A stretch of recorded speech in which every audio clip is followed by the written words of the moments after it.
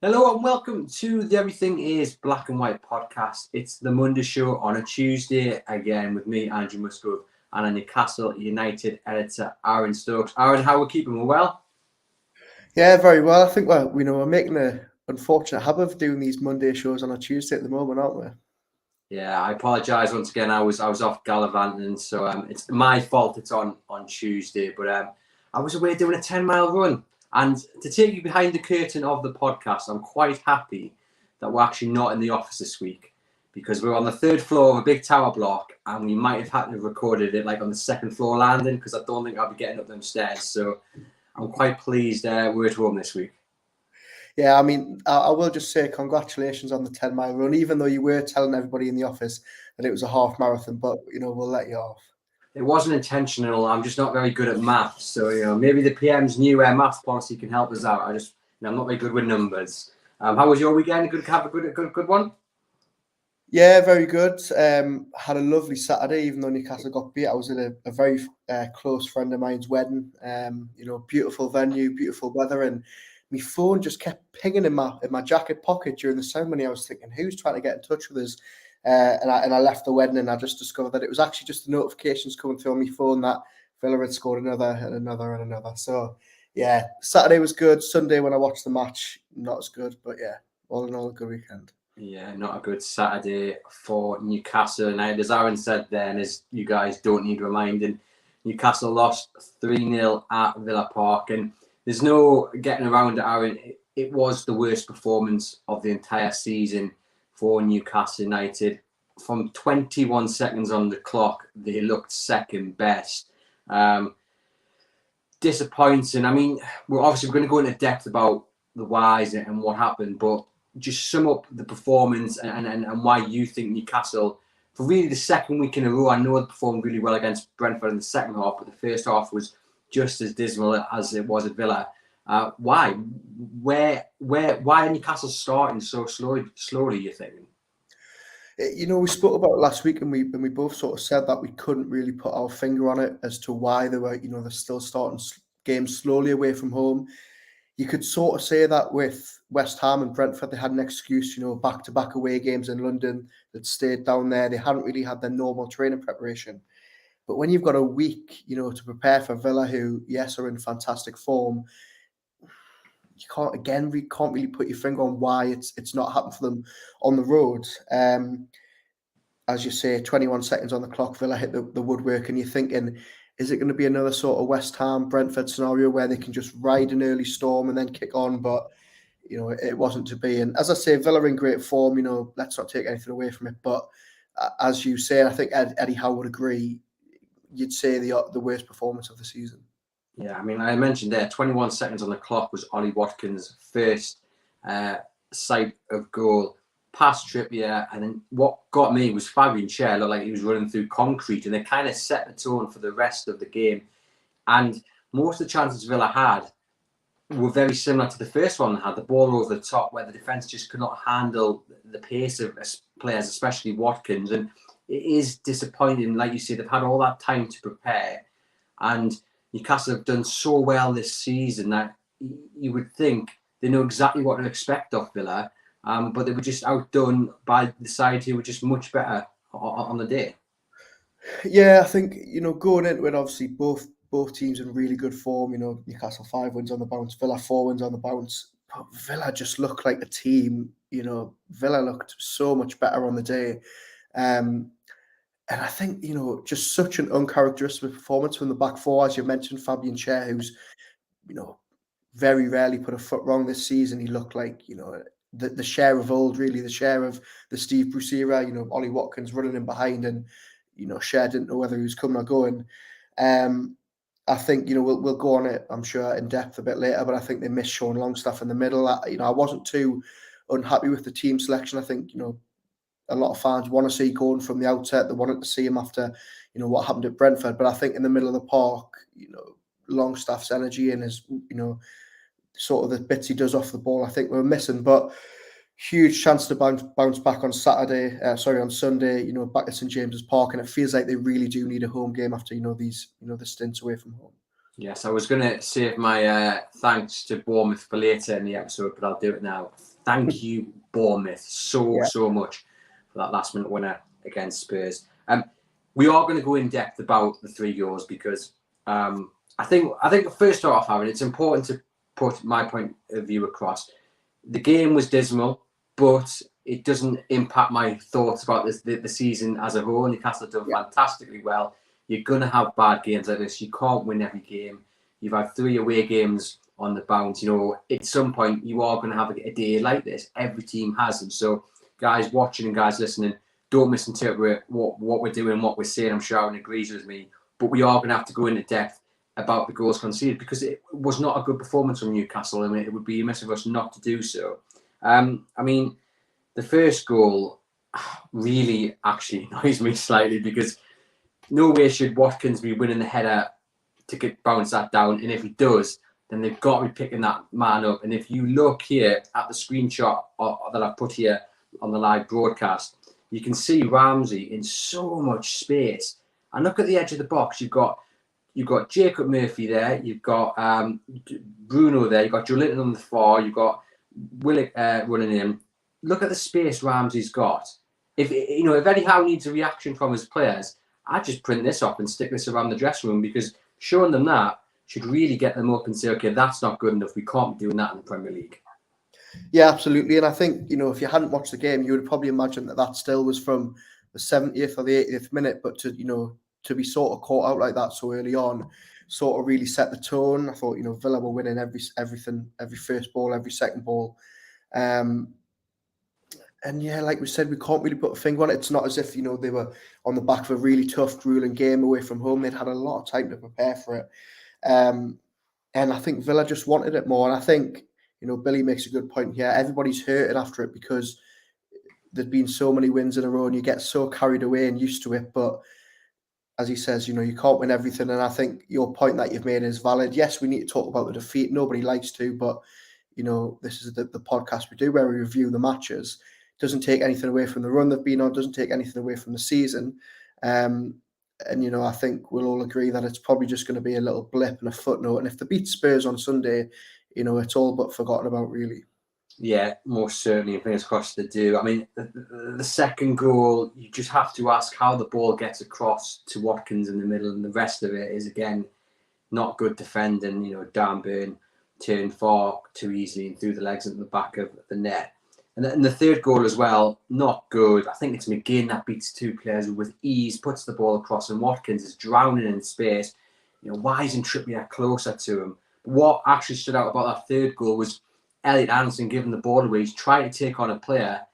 He's been tackled, and that's led to McGinn running in. And it happened on the first goal as well with Dan Burn. He tried to be clever, and he got caught out, and eventually the ball ended up over to Watkins and then into Ramsey. And I think at times, trying to play out is always it's always nice on the eye, but at times I think you got to clear your lines because again, you look at it, 2 mistakes there, they've cost Newcastle two important goals. Absolutely, and look, Dan Burns had a fantastic season. I love what he's done this term, but I never want to see him try a Cruyff turn in his own half ever again. And I think that just summed it up. Just easy decisions weren't being made, sloppy in possession like they were, at the start of the West Ham game and at times against Brentford. Derek said it in the comments, the Burn turn. I don't think it's going to be, going down in history for being a positive nickname for him. But yeah, look, it was just one of those. In this defence, as we say, we sort of forget that they're human. We forget that, Fabian Schär when he cost 3 million. We forget that Dan Burn is, just this local lad playing this team. They've been so good this season. We sort of are taken aback and shocked when they have a rare off game. And they've hardly put a foot wrong this season as a collective. And I think, Saturday is just a game that they'll all want to forget instantly. Derek says, don't get carried away like the masses. Bad day at the office. Don't change the best defence in the league. Normal service will be resumed. Keep the faith. Villa at home, top form. No need to panic. I agree, quite a lot with what he said there. The interesting bit is don't change the best defence in the league because yet again, the reaction social media, the questions, the debate has all been about Dan Burn and Matt Targett. Now, we know anyhow when he said a couple of weeks ago about he doesn't really like to change his defence if he doesn't need to. I just wonder if the threshold's been met, because Dan Burn by no means was the worst player on the pitch, but he was certainly vulnerable. Is it time for Matt Targett to come in against Spurs, or do you, as Derek says, just keep the same back four? It's really interesting that this Targett debate keeps sort of rearing its head every couple of weeks, and Dan Burn has a stinker and instantly it's right, let's get Targett back in, and then Dan Burn has an absolute worldie against Man United and Targett's forgotten about, and I'm not sure. I think Burn probably deserves to stay in the team. I would like to see Targett get more minutes. I think you've got a feel for him in terms of his entire Newcastle career. He's hardly put a foot wrong. He hasn't really had a bad patch of form. He's been very unlucky with injuries. But as you say, this defence is the best in the league when they're on form. They are, statistically and probably on the eye, the best defence in the league. And I think, look at the games that, the games against the big teams this season. Manchester United, Manchester City, Liverpool. Dan Burn's been there for them all. And, he got the better of Salah. He got the better of Anthony last week. Yes, he maybe struggled against Saka at the Emirates. But on the whole, he's dealt with these, we always look at the team sheet, you think, who have this team got right midfield? Are they going to cause Dan Burn problems? And the majority of this season, he's dealt with it. So I think I'm with Derek, and I think I'd keep the defence the same. Johnny says it's our first real poor performance. Usually when we have played bad this season, it's only been because we can't break teams down. We couldn't go a whole season without something like this. Trules says Burn needs to be on the bench and Targett in. Burn has been bad for a period now. Time for a change in their opinion. I mean, it's going to be interesting because Spurs, for all they're in bad form and a bit of chaos, they've got players that will hurt your fullbacks if you leave yourself open. And interestingly as well, and again, don't come at me, this is me talking about it as a game-by-game basis, Kieran Trippier had a very bad game against Aston Villa. He just didn't look himself. Again, right from the word go, he looked just out of sorts, and he's going to have to be the Kieran Trippier that we've seen in the last few weeks. We want to see that against Spurs because, again, Spurs, as I say, for all that they're having a bad time of it, they've got players who will punish you. Yeah, absolutely. I think, Trippier done really well to sort of recover his form the last couple of weeks. Everybody had started to, notice and start talking about the sort of dip post-World Cup. But I think Sunday is the perfect game for Kieran Trippier. One, because it's his former club, but also because it's that game where you need leadership. It's back at St James's Park. He, more than anyone, will probably want to right the wrongs of Saturday. So I think the decision just comes on the other flank. And, we're already getting comments in here about talking about bringing Matt Targett in. There'll be a lot of clamour for it, as there was the other week. But knowing Eddie Howe and how he doesn't like to change a team, I just can't see it happening. Les says Eddie will know how sharp Targett is or not. I trust that we made the right decision for the team, and that's something that Roger agrees with as well. There was a lot of talk about Callum Wilson and Alexander Isak playing together from the off, and I think you might actually see more calls for that. I don't think anyone will do it, but I think you might see more calls for that in the games to come because, again, it just wasn't working going forward against Villa, and I think most people's initial reaction is to turn to, well, let's try and play Isak and Wilson together and act from the off and let's see what happens. Is that something you can maybe see happening against Spurs? Not from the outset, no. I've made my feelings clear about it. I like seeing it off the bench. I like having that option. I think Eddie Howe is, all but confirmed that he sees it the same. He likes the system he's got. He likes having that option later on the bench. He thinks it works later in a game when you may be chasing or, you need something different. After Saturday, I don't think that's my sort of immediate reaction to go straight to right. Okay, let's change the attacking system. Yes, they were a bit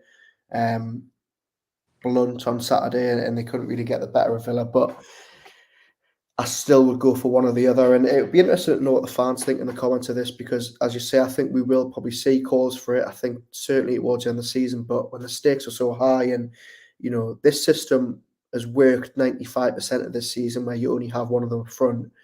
And I think Howe knows that and he'll stick with that. Darren says we need a better performance against Spurs. This performance against Villa was poor. We were lucky to come away with a 3-0 loss at Villa, and he's right there. Nick Pope pulling off 2 or 3 fantastic saves. I think only him and Isak really came out with any sort of credit. But again, one thing I think that was very noticeable, especially in the first half, was there was a lack of communication really between the goalkeeper and the defence. You know, they've been rock solid. You know, was it now 23 goals are conceded this season? I think they're still the 5th least across all of the big leagues in Europe. You know, they've had a tremendous defensive record, but it just seemed against Villa that not only were the shape lacking and not only were they getting caught out with the pace, but the communication, the talking wasn't quite there, and I think that affected them as well. Yeah, you know it's bad when, you know, your goalkeeper lets in 3 and he's arguably your team's man of the match. And I think that was probably the case on Saturday. I thought, you know, Pope really did keep the scoreline down from being a cricket score.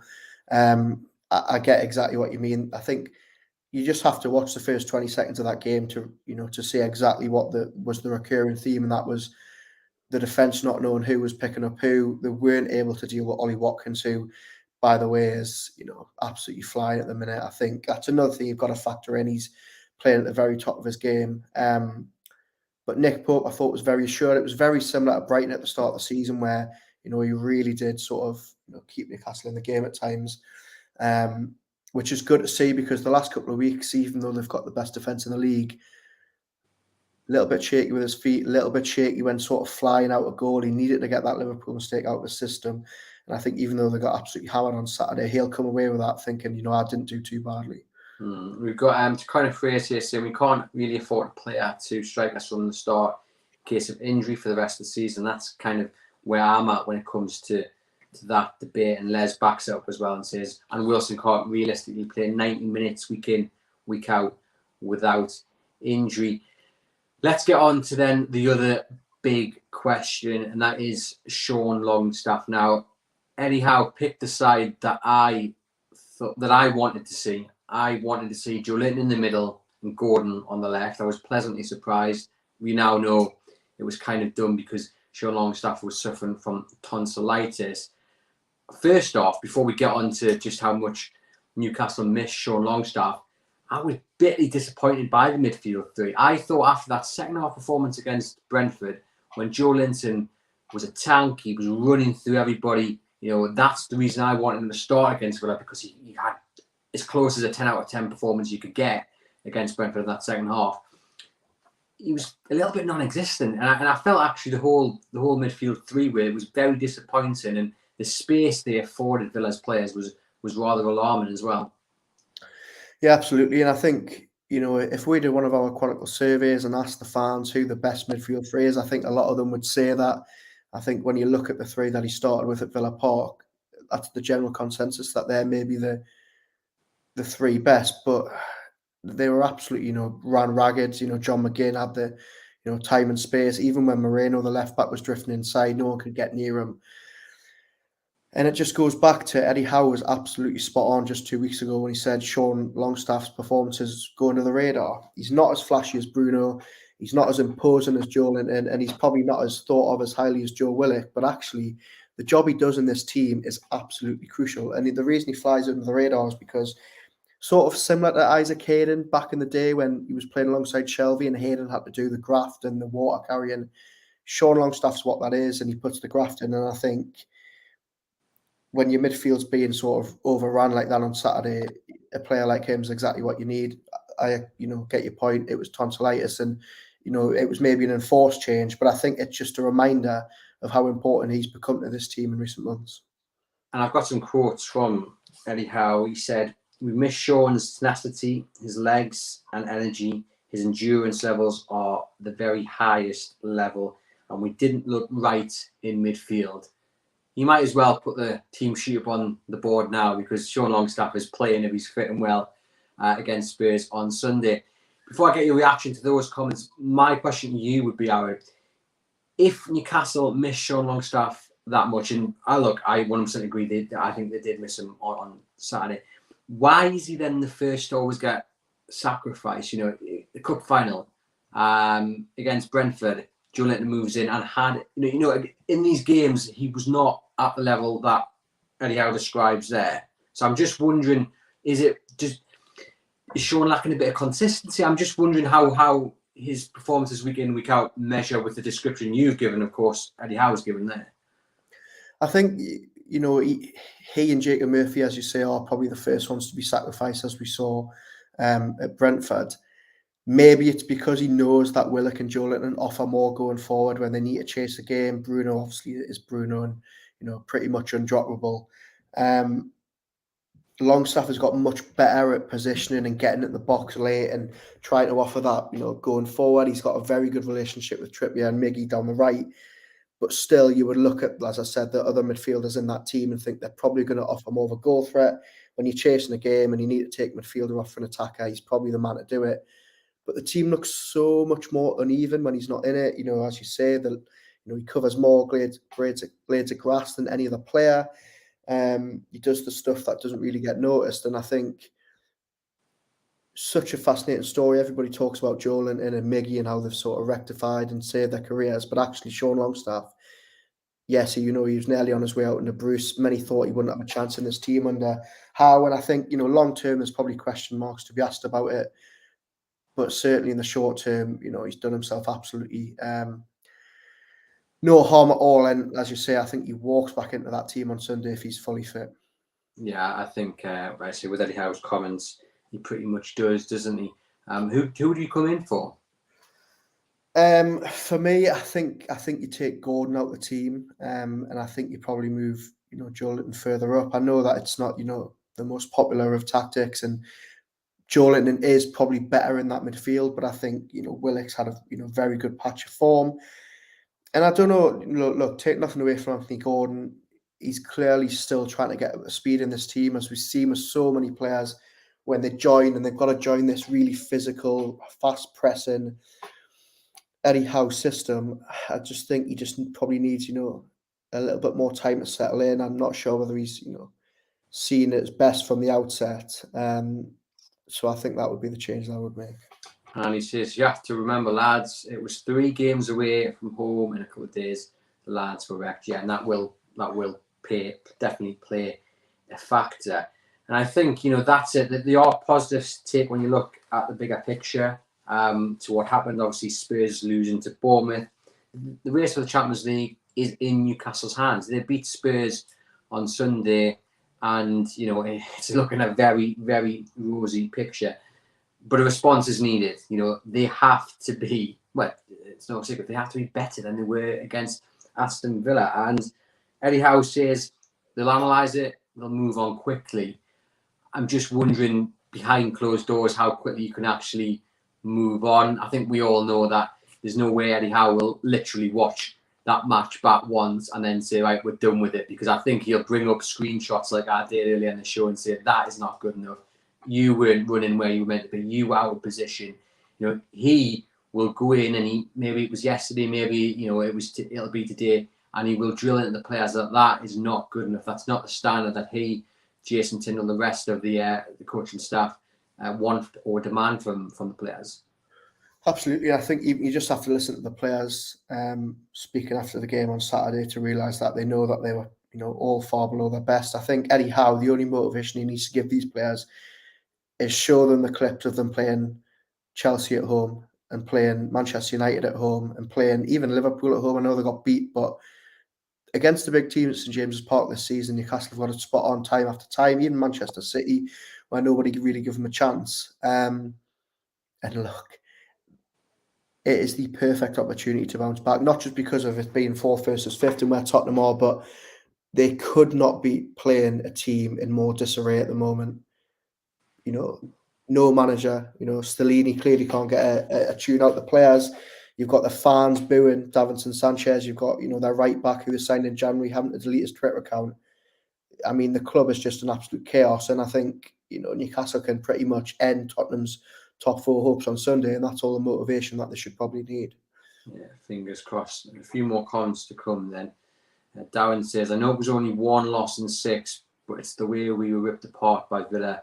That the players gave up, and that yeah, I can see where he's coming from with that comment, because if you look at the reaction to the goals, usually when Newcastle in the past have conceded a goal, you've got Trippier with his hands up in the air, you've got Wilson or whoever, or Bruno pointing to the temple and just saying, right, let's collect, let's reorganise, let's think about it, no need to panic, calm down.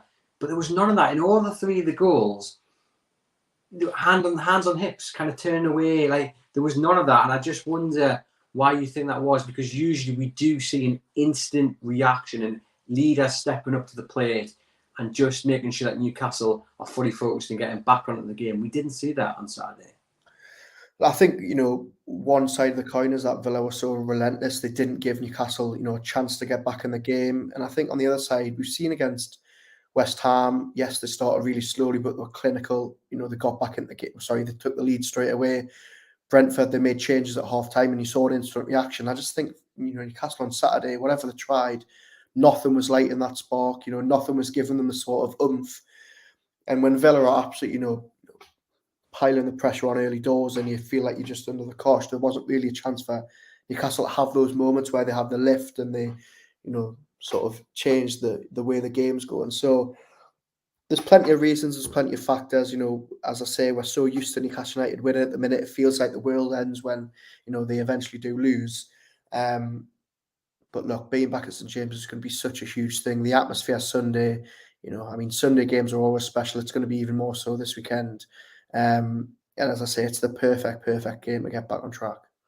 I asked for some comments over the weekend regarding Longstaff, and I've got a few in on Twitter, so I'll read some of them out. Ian Simpson says he doesn't know with Longstaff. He's been brilliant since the final, but against Man United, I thought was his best game in a black and white shirt. Yet last week he was so poor, and the improvement after he was so obvious. Nicholas says you may be right, but who would have thought Joe Linton would have been so poor and Willock so insipid? What concerns me more is the form of Botman.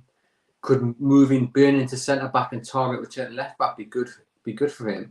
Should Longstaff return against Spurs? Yes, but in place of Willock. So actually, let's deal with Nicola's comments there. We'll go first on Longstaff's return in place of Willock. Is that something you think should happen against Spurs? No, I think, as I said, I'd prefer to see Go and drop out than Willock. I know, as we said, Joe is probably better in the middle. But I really like Willock. I think at home games, especially, he's found this new sort of swagger and confidence. So I would keep him in. As for the other comment, that is a very bold statement from Nicola there. Yeah. So go on then. Moving Burn into centre back and Target returning to left back. I think there'd be a riot outside St James's Park if Eddie Howe tried to drop Sven Botman. I get a point. He had that mistake against Forest. He was a little bit shaky. In the game since, but it goes back to that point someone was made at the start. They're the best defence in the league. Botman has had, some fantastic games. He was very, very good against Manchester United. I think that's very wishful thinking to have Burn replace him at the centre back. It's not 100% clear. Maybe Nicholas suggesting moving Burn into centre back alongside Botman, but that would be two left-footed centre backs. Has to probably then move Botman over to the right, which he hasn't really tried yet. So. Yeah, I think that'd still probably be a riot, given how Cher has suddenly had this big elevation among the fans. But I can't see that happening. But they've got options now, and even if Target just comes in for a straight swap, I don't think too many fans would be upset about that. They've got options now in the midfield to change it. They've got a lot of options out wide, especially with Miggy coming through that game unscathed. It's maybe a question as to whether he comes back in on the right. I don't know what you feel about that, but. The thing is, I think Jacob Murphy again. I know no one played too well on Saturday, but he was putting balls into the box when he had the opportunity. And maybe do you bring Miggy back in? I mean, clearly, they brought him on to try and change the game against Villa, and it didn't work. They did look more of a threat when him and Wilson came on. Maybe you move Murphy onto the left and drop out either Willock or Joe Linton. I don't know. But then we know Eddie Howe, he doesn't really like to make too many changes. So really the only change I can see happening is Sean Longstaff coming in for somebody. And I think there's a good chance it probably will be, as you say, and move Joe Linton now onto the left and in for Gordon. So it'd be interesting to see that team sheet when it drops on Sunday. I saw a few comments on social media after the game talking about Botman. And obviously he's arrived, he's been fantastic. A lot of people really happy with him, comparing him to the best centre-back in a generation, the best since Woodgate, others after the game on Saturday. And the last few weeks as well, they've kind of said, just hold your horses, calm down a wee bit. Do you think that, not just the performance on Saturday, but over the last few weeks when the defence has started looking a little bit more vulnerable, do Newcastle need a top-class centre-back to come in alongside him to make sure that progress that we've seen since he's arrived continues and he goes to the next level? I think, look, I don't think it's the most pressing thing on the agenda in terms of this summer, but I would certainly like to see maybe a more experienced centre-back come in to maybe fight for Fabian Schär's place. He's not getting any younger himself, obviously. And I mean, as we say, he is the walking wounded every week. I think a right-sided centre-back is probably what Howell want. Whether they, go for a youngster who's, maybe a bit younger than Botman and can sort of, grow with them together, I'm not too sure. But I think, you look at that defence and really, we're left talking about moving Burn back in. We haven't really heard anybody talking about Jamal Lascelles coming back in, which probably goes to show that they are maybe a little bit light in that department. So I think a right-footed centre-back would, definitely, not go amiss this summer. Interesting summer to come. Back onto the Longstaff debate then. Alistair says, you notice Longstaff more when he isn't there, but this was a shocker, which Longstaff has been in before. Let's not make out like he would have been the difference. Eric, total different end of the spectrum with his comments. Longstaff is the midfield glue. He holds the midfield together and pulls the team around the pitch. Willock and Big Joe need to overlap. Having them on opposite sides of the pitch didn't work. What do you make of those comments? I think it just sums up Sean Longstaff in a nutshell, and that is that the fans are so polarised by him, and maybe it does go back to the reason that he's not a £40 million player and he's not flashy and he doesn't do the sort of eye-catching stuff. But I'm not saying Sean Longstaff would have changed the entire game on Saturday and Newcastle would have came away with 3 points, but I certainly think they would have had more of a grip on the game. I certainly think they would have had a lot more control in the middle of the park. And I think you do notice him when he's not there. Yes, you can point back to the games like he's been hauled off early, but when he's not in that team, they do look like a different animal. So I think, he's slowly but surely starting to win a lot of fans round that were previously a bit unconvinced about him. I'm going to put some comments on about Botman. I know Nicola watches later on in the show, so keep sending your comments in, Nicola, and this is not a reflection of your comments. I love the debate that she's created. I think it's a valid point. Maybe it needs shaping up. But these are the comments from some of our viewers watching live. Johnny says, drop Botman with several laughy emoji faces. And he says, can't drop Botman, no chance. And he says, I'd like to see a swap for Burns done well. Not really sure if he's talking about Schär or Botman. But yeah, the Botman dropout, not well received. But again, I will defend it, but it wasn't 100% clear whether she was talking about a Schär dropping out or indeed Botman. So she might come back later and tell us what she meant. Roger says on my point about Murphy, he says he likes Murphy but not out on the left. Johnny reminds us that Miggy tore Spurs apart the last time. And also says, after results like this, people are very short-sighted, feel the need to make changes for change's sake is not the way to do it. So, Aaron, just a bad day at the office then? Yeah, it is. And you can't win them all. You're coming up against a team that are absolutely flying at home. Emery's got them absolutely drilled and, really, really clear philosophy. And it was just a bad day at the office. We've got so used to coming on these Monday or Tuesday shows and, waxing lyrical about how Newcastle are never going to lose a game again. But, it's just a little crash back down to earth. It's maybe what they needed. Eddie Howe, regularly says that he, tries to take the positives out of defeats and use them as motivation. And maybe it was the, a right time to do it rather than, getting it out their system before playing Spurs, really. And to kind of phrase this, squad rotation is key. 3 games again in 7 days. Roger says, yes, new centre-back is needed right-footed. He wants one to see. And it is interesting because I think, we said earlier in the show as well, you look at the season as a whole, it's been brilliant. So any criticism is solely labelled at the performance and results that came on Saturday against Villa. But I do wonder just how much further we go on reminding ourselves about how far Newcastle United had come. Because I think we were guilty of this partly at the cup final as well. You're speaking to people and it was like we were kind of grateful to be there. And I'm not sure that's the mentality you need to be a top elite team. And I know they've gone along this project and it's accelerated so quickly. It's well ahead of schedule. But I'm just looking at Arsenal. If they throw away this title, Mikel Arteta's not walking in that dressing room and going, "Oh well, remember lads, this time last year we were 5th." Do you know what I mean? And I just think there comes a point where you go, "Okay, we know where we've been, but we've got to start looking at where we are now and the future." And I just think I think people can be guilty sometimes of just repeating that same old line about, well, this time last year, we were fortunate not to be heading down to the Championship.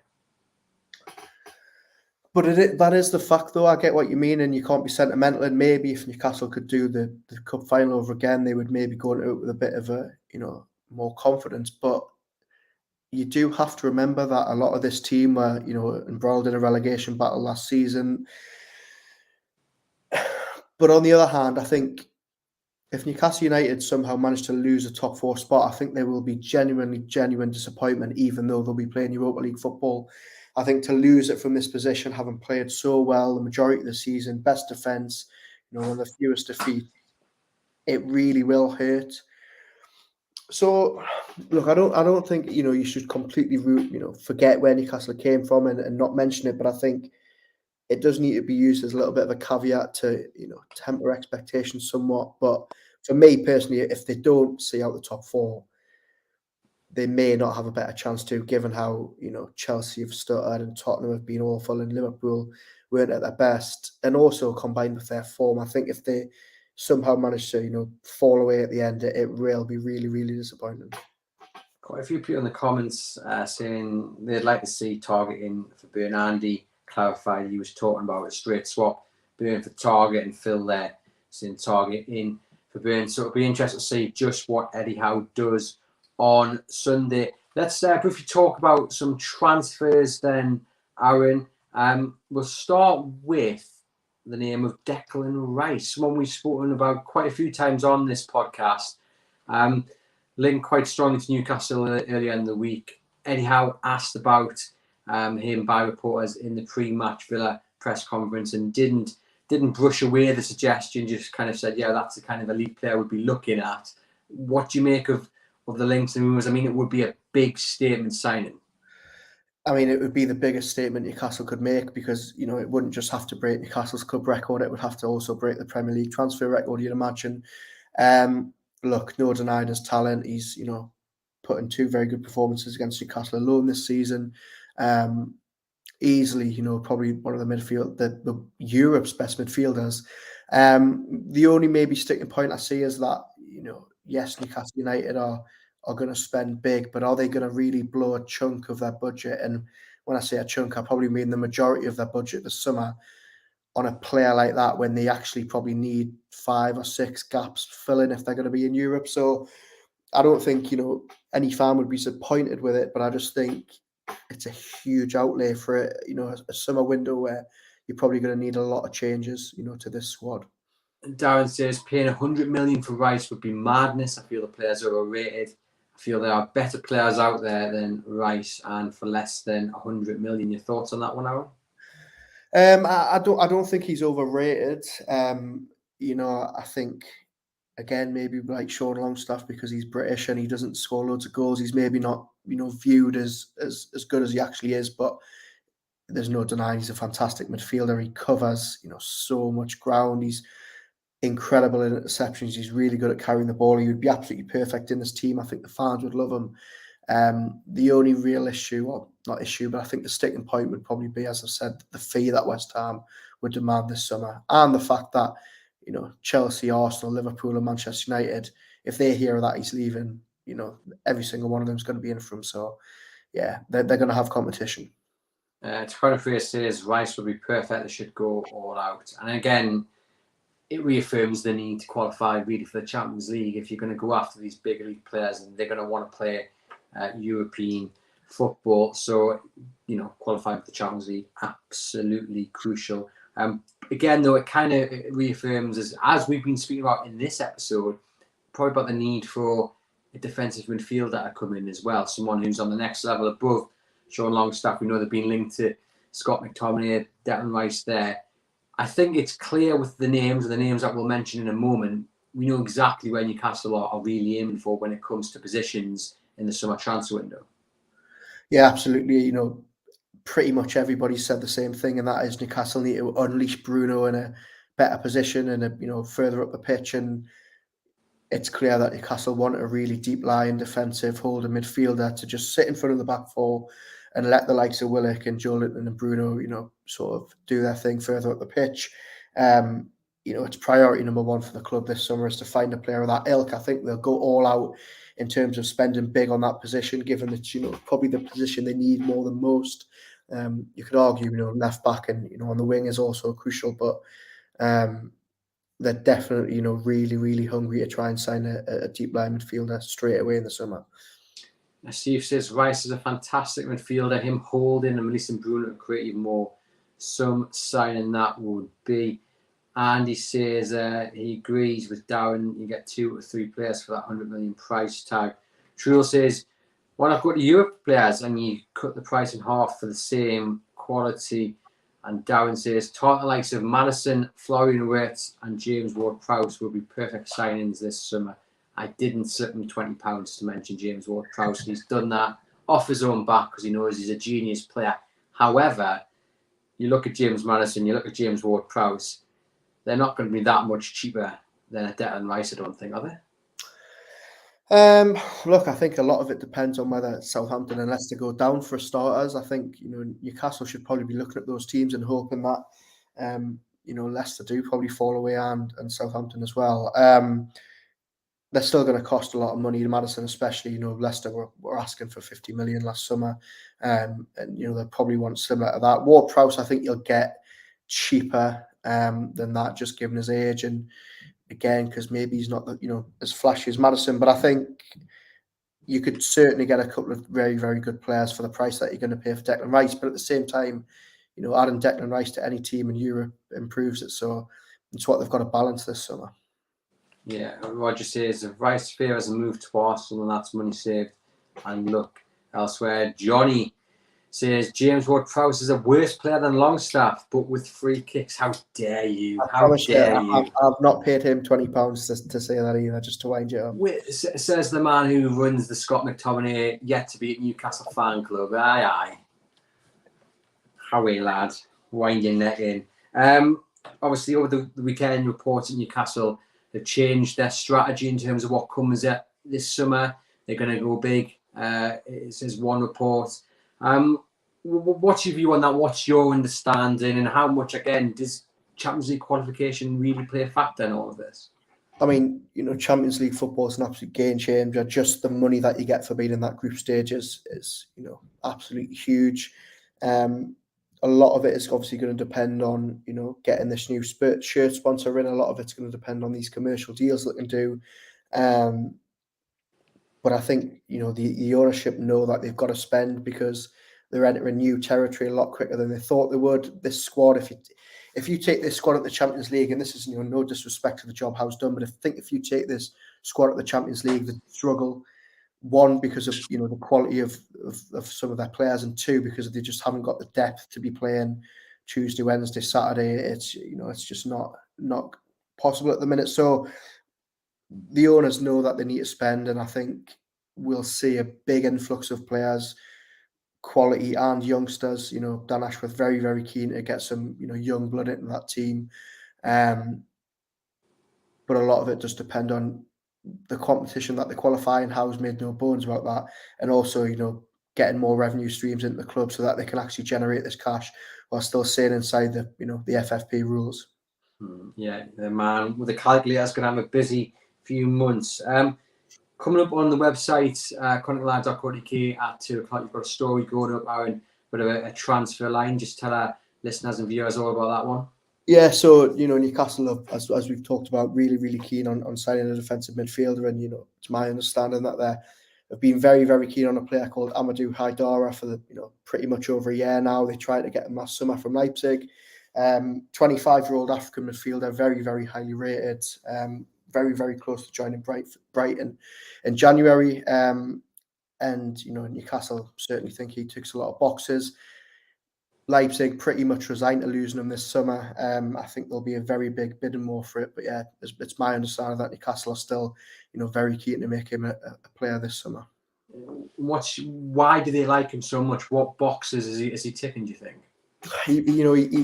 He did a very interesting interview, a couple of months ago, saying that he tries to mould his game on Yaya Toure and Casemiro, and you're probably not going to get a player as good as that at the moment, but I think you're certainly getting a player of that mould, someone who, absolutely dominates the defence of that midfield. Very, very good security in front of the back four. And look, he's had suitors across Europe, Liverpool, Manchester United, clubs in Spain have already, tried and failed to get him away from Leipzig. So he certainly, as I said, ticks a lot of boxes, and I think he'd be a very, very popular deal if it got done. And in terms of a price tag, have we got any idea of how much of the budget you would take up? Looks like Leipzig, rejected a deal for about 40 million in January, but that was because they thought they could, catch Bayern in the Bundesliga. Their stance might soften a bit in the summer, but as I said, a bidding war could also drive that price up. I think you'd probably be looking at, for a player of his age and quality, 40, 50 million, which is certainly in their budget. So I don't think it would break the bank. And I suppose this is where Newcastle's approach, and obviously they're not the only one doing it, but of having scouts who are scouring all the leagues in Europe and South America and finding them players who maybe aren't yet on the radar of the Man Cities or the Arsenals, but will do a level of trying to get you into the top four. This is where it pays dividend. It's straight out the Dan Ashworth playbook. You just got to look at what he did at Brighton. They signed players from absolute obscurity in Belgium and Serbia and Japan, and you look at them now and they're going for 40, 50 million to Arsenal. Matoma, if he goes in the summer, is going to just a lot of money. So Ashworth's made no secret about them wanting to find these young gems from countries where they're maybe not in the public eye too much. We've already seen them set up, scouting networks in South America with, trying to find the next Brazilian stars. And the club have put out a lot of job adverts recently to try and get scouts across pretty much every country in Europe, to make sure they're across pretty much every league. Yeah, interesting. And it builds the foundations of a successful Premier League side. A brilliant interview actually yesterday on the Monday Night Club on BBC 5 Live with David Weir of Brighton, explaining about how Brighton go about picking the best talents from obscure leagues. It's a great interview, about 7:15 on the BBC Sounds if you've missed it. The other names mentioned now over the weekend, Ivan Toney mentioned, James Maddison again. The same names seem to be popping up, and it goes back to the relative understanding that Newcastle have an A list, they have a B list, and it's not necessarily the longest list in the world. It's a list of players that if they don't get the one at the top, they'll get the one on third, fourth, but it's still a very short list of players they've looked at, scouted, they know what they're like on and off the field, they know what they want, and they're hoping of getting someone on that list. Yeah, we've seen it plenty of times already. We've seen it with Botman, we've seen it with Isak, even Haidara, as I said, was a player that they really wanted last summer, and they're not afraid to go back in from later. They know what they want, and they aren't, put off if they're rejected once. And yeah, it's just good to see that, that they're still keeping on these targets even when they miss out on them the first time round. Yeah, it's going to be an interesting summer to come. So sign off then, Aaron. We've got the title there, Magpies embarrassed by Aston Villa. But I want you to sign off on a positive. Give us a positive. Newcastle United I'm 100% convinced going to welcome Tottenham to St James's Park on Sunday and absolutely play them off the park. I think as fans understand, it was a bump in the road, it was a blip, it was against a very good Aston Villa team. The Champions League race is in their hands, and I think Spurs are going to be out that race come Sunday night. There we go. Fingers crossed Newcastle can get victory over Tottenham and boost their chances of a top four finish. I'll be back later in the week with John Gibson and the view from the opposition ahead of that big game against Spurs on Sunday. In the meantime, head over to chroniclelive.co.uk where you can catch Aaron's transfer exclusive on Amadou Haidara. and hit that like and subscribe button on YouTube and on your podcast platform. Thank you very much for joining us, and enjoy the rest of your week.